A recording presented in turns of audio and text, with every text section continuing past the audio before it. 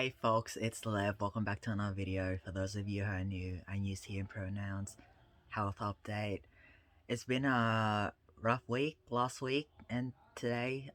It's been like a chaotic mess in my head and my body and internal world, you could say. Like all of the symptoms. If any of you have been watching all of my old videos, I tend to experience like these physical symptoms like abdo pain, chest pain, nausea, and my nervous system just being on edge whenever my mental health isn't so great, or whenever something overwhelming happens and my mind just can't process it, so it just sort of manifests in my body as trauma. That happened, and my head's just, I've been feeling very foggy, brain fogged, and heavy and weighed down. And if it looks like I'm crying, I didn't cry. It's just the light in my eyes, just like that. I didn't cry, but even if I did, that was okay. So, but I didn't cry. Today I wanted to talk about having honest conversations and like how hard it can be, but how important it is. So yeah, I've just been feeling overwhelmed with, I guess, my personal life in general and stuff that has come up, and past trauma that I thought I'd healed from but I hadn't healed from, and stress of work to a degree. It's just sort of piled up and to this mountain that I am still trying to work through, essentially. And part of this is having to have honest conversations with people, which is not easy, and it's something I don't like because I don't like confrontation at all. But I'm really learning that it's important to have these honest conversations and be completely vulnerable, even though, and like, the confrontation isn't like anything serious, like it's not like a fight or anything. It's more like the way we're doing things isn't working for me, and I don't agree with it, and I need to change something about this. We need to change something about this because I can't keep soldiering on like this and pretending everything's fine when it's not fine. It's more like that. It's more like standing up for myself and saying, hey, this is what I need, and the way we're doing things isn't meeting what I need, and things have to change.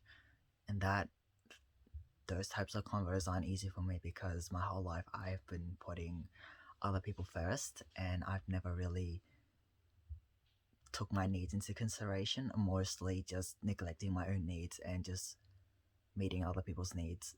And this is part of the learning curve, learning how to have these conversations, learning how to communicate my needs with people. And like these, all of these symptoms and this mental health downfall, and like I feel like just carrying this like pent up frustration, um learning how to communicate all this without being an asshole. Like I don't want to be mean to people. Like, just yelling at people approach isn't going to get me anywhere. It's more like learning how to manage these emotions and saying, yeah, this is what I need. And part of the thing that's sort of annoying me is that I don't know what I need. Like, I just know that some things have to change. But when people ask me like, how can I support you, what do you need, I just get stuck and be like, I don't know what I need. I just know I need something. I don't know what it is, and that's frustrating. Then leaves me in this rut, like I'm just like feeling stuck here. It's like I want to change something, and I know I don't wanna. I know that something has to change for things to get better, but I don't know what to change. I'm willing to change. I'm willing to make changes. I just don't know what to change. And again, that's very frustrating. For me, I found that like another part of having these honest conversations is acknowledging when we're not okay, and like being honest and vulnerable with them. Be like, hey, I'm not doing well right now, and my head is in this space, and this has been happening for me, um, and I'm not my usual self. I guess in the pit of all this exhaustion and frustration, like I accidentally said something that implied something completely different to what I meant it to mean. So it was like yeah, understood differently by the person I was talking to. And I'm like, oh shit, sorry, that's not what I meant by saying that when I said that. I guess part of this is also acknowledging when I say stuff that's wrong and comes off as wrong, and I guess being understood in a way that I didn't mean it, and just being honest with that and clarifying with the person so that there is no misunderstanding. I find that an important part of having honest conversations too. Like, I think that differing views and approaches is not a bad thing. It's more about how me and the person talk through it and navigate it and come to some sort of understanding or like agreement or some sort to, yeah, just working together to understand.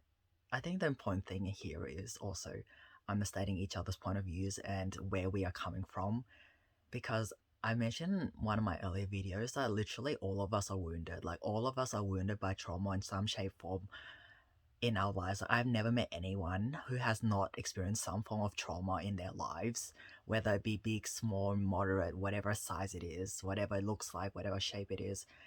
Everyone has trauma. Everyone has been through trauma. So I guess part of having honest conversations is understanding that we are hurting, and sometimes we say something that may come off the wrong way, but it's not what we mean, and we're just sort of, sometimes we can project our hurt onto others, but we don't mean any harm to the person. Something else I came to realize is that, like, I don't, even though I don't have all the answers, just talking it out with someone, verbalizing my thoughts, and not just keeping everything inside my own head, firstly unleashes some of the emotions I've been carrying by myself on my shoulders. It's just like someone else is just giving me this emotional space to vent and be vulnerable, really takes the load off. And secondly, sometimes just by verbalizing things, some of the pieces of the puzzle start falling together, and like and start making more sense of things, like links, for example, that weren't so obvious when I was just thinking in my own head, just became clear when I was talking to someone, or the person can just reflect back to me what I've said, and sometimes things just make more sense. And I had a little pep talk given to me today, and it was very nice. um Even though I knew that already, like, just being in this headspace and that having that reminder really did make a difference, about focusing on things in my control and not trying to change things and stress myself out by trying to change things that are completely out of my control. And just acknowledging that I've done the best I can in the circumstances that exist, and that's enough. That is enough. And like, I don't have to stress myself out and trying to change all these things that are out of my control, which I can't control anyway and I can't change anyway. Which, yeah, that was a really nice pep talk. If you're watching this video, thanks again, to the person who gave me that pep talk. Line that I've kept telling myself over the past week especially is that it's okay to feel sad over something you've it's okay to feel it's okay to feel sad over something that you thought you'd healed from. Like, that line really hit hard, and I realized seriously that the scars from things that have happened,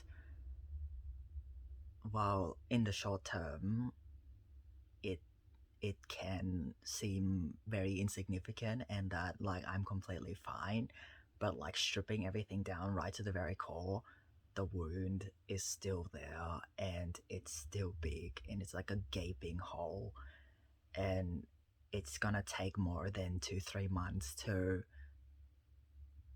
properly recover from this and heal from this. And my body my body certainly still carries the trauma from these incidents, and that in itself is also going to take more than a few months to recover and heal from properly. um and that's okay. Like, I acknowledge, like, this affects me more than I thought it would, and the wound is bigger, significantly deeper than I thought it was initially. And it's just sometimes with time I get new insights. Like again, I didn't expect this incident to hit me this badly and this wound to be this severe, but it is, and that's my reality, and like that's okay, and I acknowledge that, and I'm not gonna try and like hide and deny it or suppress my reality because that's just gonna make everything worse. Yeah, just acknowledging it and saying, yeah, this is where I'm at, and I'm still healing, and that's okay.